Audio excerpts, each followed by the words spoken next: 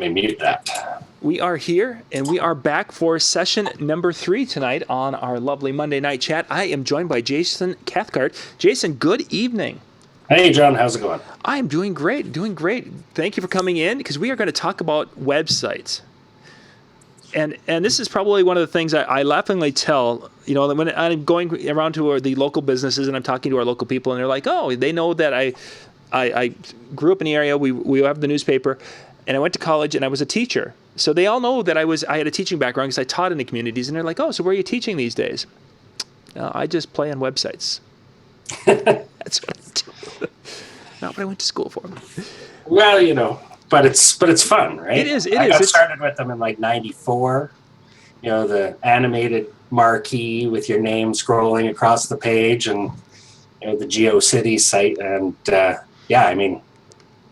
I've been addicted to that ever since. How it's changed since those early days. So for tonight's show, gang, we're going to go through and kind of give you some tips, because a lot of us as, kind of DIYers in almost everything we do, I think DJs are kind of prone to that.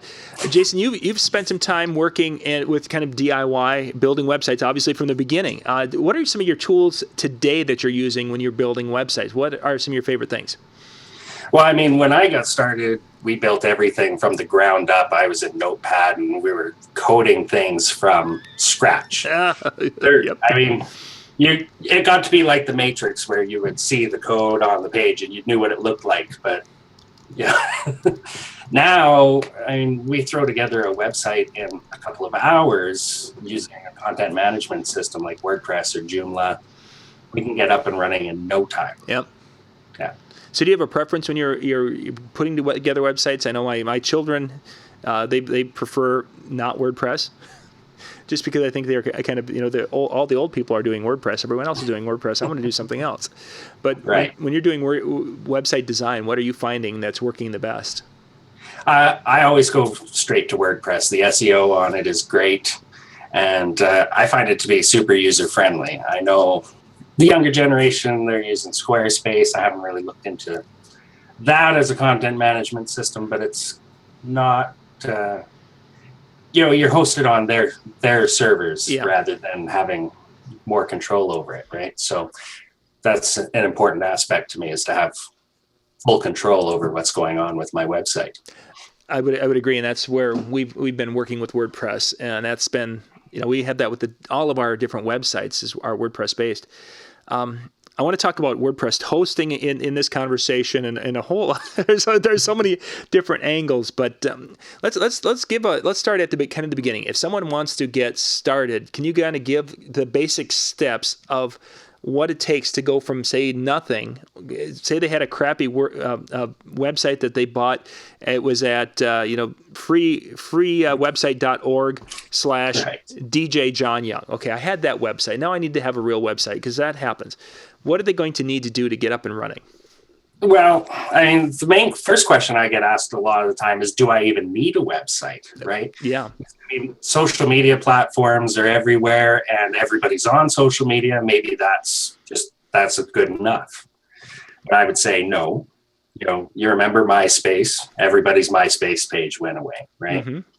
So the first thing you want to do is make sure that you've got the website, because that's going to be the hub for everything else that you do as digital marketing, right? All your social media platforms, they should all feed back to your website, and it's like the hub, and everything else is spokes of your digital marketing. So having that website's important. And first thing you want to do, though, is you want to get a domain name. So go out, get yourself a .com, or if you're in Canada, .ca, and or if you're Jason Spencer, .academy, and and then you build your website. And then you're going to want to get some web hosting. So you don't want the Weebly website or the Wix.com. You want to have control over your website. You don't want one of these free paid places to put your website. It can be tempting to save yourself $5 to $10 a month there, but remember GeoCities? It's gone, right? Mm-hmm. All those free websites, those are great places for some girl to put their One Direction fan page on. It's not the place for your business. We'll dig into the hosting in a little bit more. We'll keep going through the steps and process. So I've got domain, I've got my hosting. Right. So, wherever you're going to get hosting, they should be hosting your email, and they should be able to host all the software that, you're going to want to run your website with. So WordPress or Joomla or anything like that. So make that investment. And then once you've got that, then you can decide what content management system that you want to go with. Like I said, I recommend WordPress because it's super quick. It's easy. There's like a million themes that you can choose from to get your website up and running and looking somewhat professional really quickly. And it won't look like you built it yourself because, like you said, all us DJs, we're DIYers.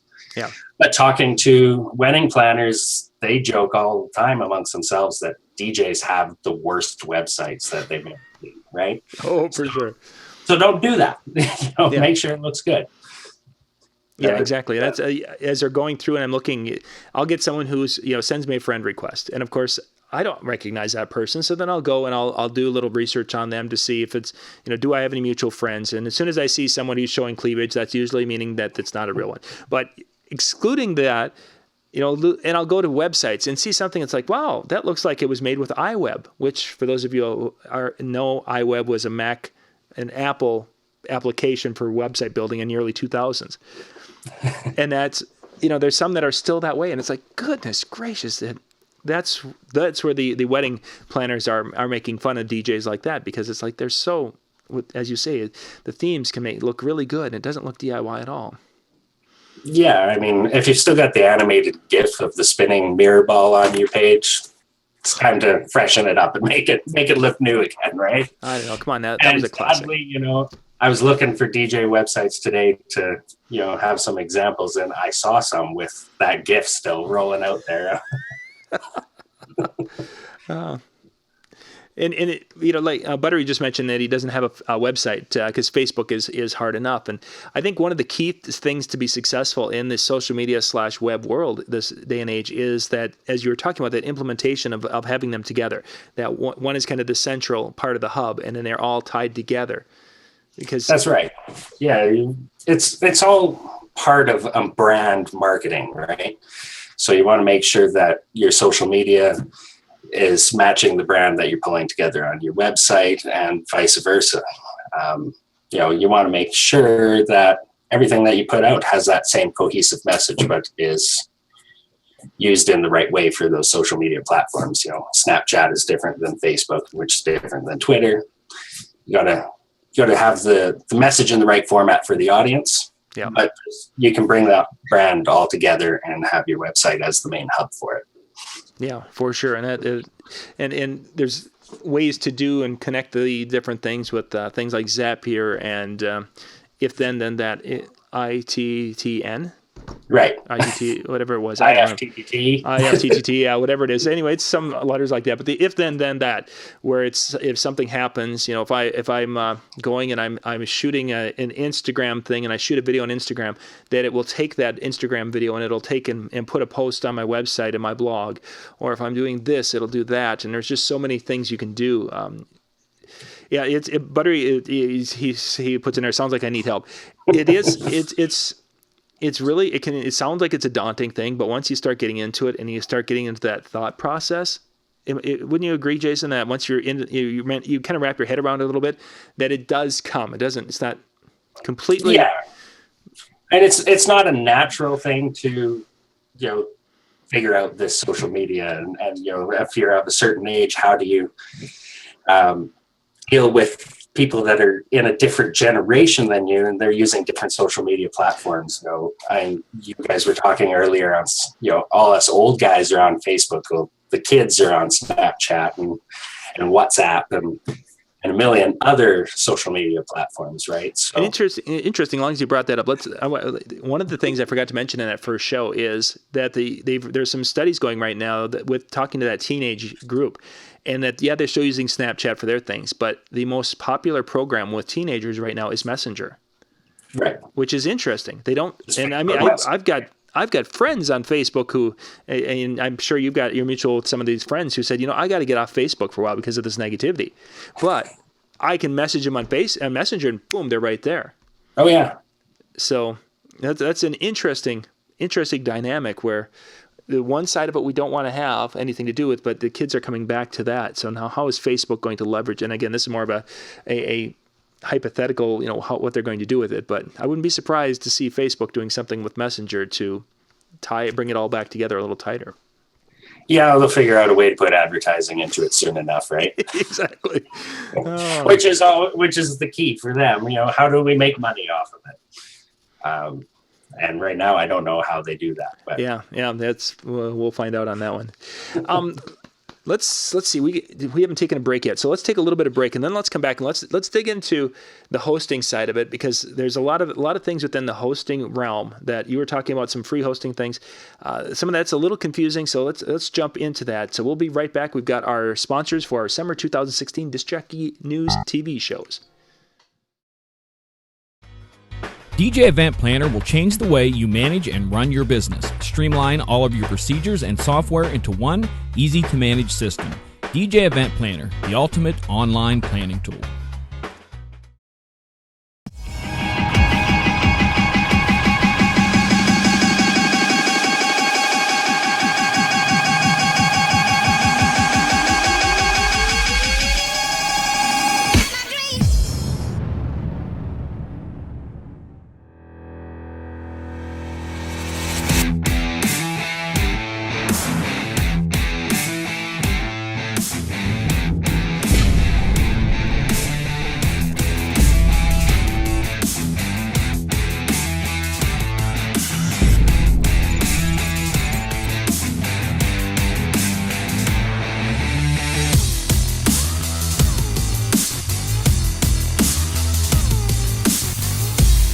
Hits USA from RPM. Our name says it all. Get the latest hits while they're the hottest. With Top Hits USA, you'll have the track for sure. Visit tophitsusa.com or call 800-521-2537 and get a free demo.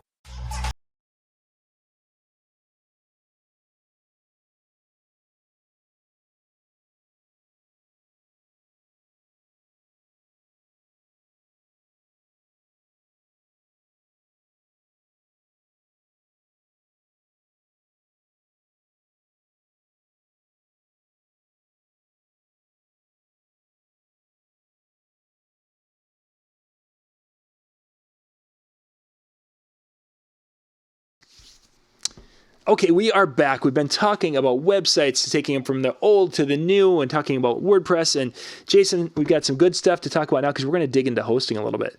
One of the things, we buy our domain. We're probably going to go buy it from GoDaddy because we all think Danica Patrick is an awesome race car driver. That's why. Well, she is. That's why she's there. I mean, I'm sure of it. So we buy our domain from GoDaddy, and the first thing it says is that, hey, you can have hosting through us for $2 or $5 a month. I mean, it's incredibly cheap. Well, first off, I hate GoDaddy. I mean, as a hosting company, I find them very slow to respond to support tickets, and just to get anything actually done as far as back-end type stuff on their server, I just find it very slow. Mm-hmm. But, that comes from me working directly with servers that I have control over. So I can get things done much quicker that way. Just a standard cPanel based website, which I just threw an acronym out that nobody knows. And maybe we should talk about that. Is that there's different levels of web hosting out there. There's somewhere it's completely managed web hosting when it comes to WordPress, and that's basically they've set everything up and they manage all that side of it. All you're basically doing then is adding your theme and off you go.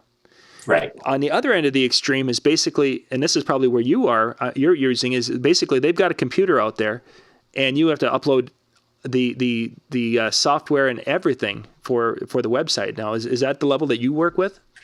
Well, sort of an in-between place, I guess. I mean, with the servers that I deal with, we can upload things directly to the server and install manually. But we also have the ability to install about 1,000 pieces of software that are well known and actively being developed with the single click, WordPress being one of them. Mm-hmm. So, from that back end, we can build our email addresses and we can set up databases for all sorts of different software. But we can just one click install WordPress and we're off to the races, just like we would be on a managed site anyway. Mm-hmm. So we've got a little bit more flexibility with hosts like that than you would with, hosting on WPEngine.com, which just specifically hosts WordPress sites. And, it depends on your level of confidence and what you're going to need in the future, as far as what level that you need to go with. There's a million options that you can get into for around $5 a month, so it doesn't need to break the bank either. For sure, you can get in some solid basic things. As a DJ business, you're probably not going to have a ton of traffic that's going to be hitting at any one time. So you can have a shared hosting, which is what the $5 a month with GoDaddy is, or from a lot of them. Those cheaper ones are shared hosting. Yes, right. You've got your own private little area where you can do your WordPress things that you want to do. In the GoDaddy world, if you're hosting there, you do have the ability to, you can set up email and do some things with that. So, that's there. And you get into some of the others, we're looking at some of the other hosting we've looked at and have had. We couldn't have our email addresses there unless we were going to go and pay more or have to install the email software or buy it and install it ourselves. So, which is what I'm seeing on a lot of GoDaddy-based sites that I've moved over to my servers.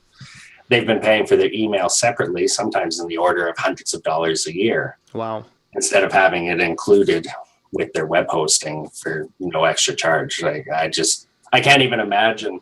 And to me, it just seems like a giant cash grab for companies like GoDaddy, right? Yeah, for sure. Wow, that's interesting because with what we have with the Disc Jockey News things is we've got some things on GoDaddy and some things here, some things there, depending upon the sites and what we're doing with them. And if we've got a number of email addresses that are just included with what we have, so paying extra for just it should be unlimited email addresses. There shouldn't be any limit on things like that because they don't take up any physical space. They don't, especially if it's a pop account. There's like nothing. Yeah, boom, it's gone. It's gone. It's shouldn't be more than a couple megabytes sitting in any of them at any time, right? Yeah, and even that, it's quick and easy to get through. Yeah. You mentioned with WordPress. You mentioned actually, GoDaddy is a spot where we have some of our sites. We've also had WP Engine. You mentioned them. We've done work with WP Engine. There's like Bluehost, I think was another one that when we were looking at there's just so many with servers. There's a million. Yeah, servers around the world, and you can get into dedicated servers where basically it's just I'm the only one on this computer, and I might be paying $150 a month. Right. And then I have my connection. Then there's somewhere you can have my own computer plus in essence a T1 where I'm doing like a 400 megabit connection consistently, and I'm going to pay $7 bazillion a day. And then there's, of course, you get into those shared situations. For most DJs, though, if they want to try to be using video and doing some things with that, are they really going to have to worry, or should they be looking at a little bit bigger in the beginning, or can they, as they grow, move if they need to easily enough? For most DJs, I think a shared hosting solution is going to be just fine. Most of your videos, they're going to be linked from YouTube, so you're kind of offloading that traffic onto YouTube servers instead of your own. The actual amount of traffic that you're going to generate on a busy website that, for a DJ, I'd be surprised if you use a couple of gigs a month of bandwidth, of hardly anything. Maybe you have a blog post that goes viral and you'll use a couple of gigs an hour, but that'll be the rare exception rather than the rule, right? Mm-hmm. So yeah, shared hosting is going to be fine for 99% of the guys that are going to be watching this show, or really anybody. Unless you're Microsoft or some medium-sized company that's doing some serious traffic, you don't need to worry about having your own off-site server where you have that kind of control. Yeah. I think that works again, as you say, for 99.9%.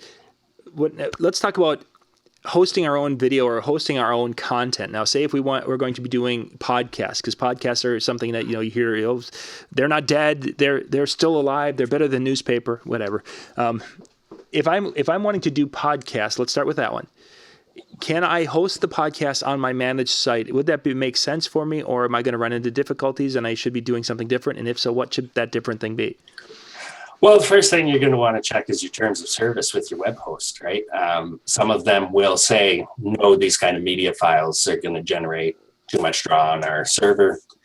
And no, you can't host them there on these server packages. You're going to need to step up to something because you're going to be drawing a significant. But, some other hosts, even on their shared plans, are offering unlimited storage and unlimited bandwidth, and it's shared, so you're on the same IP address as somebody else. So if they start sending out spam, you might end up in trouble there.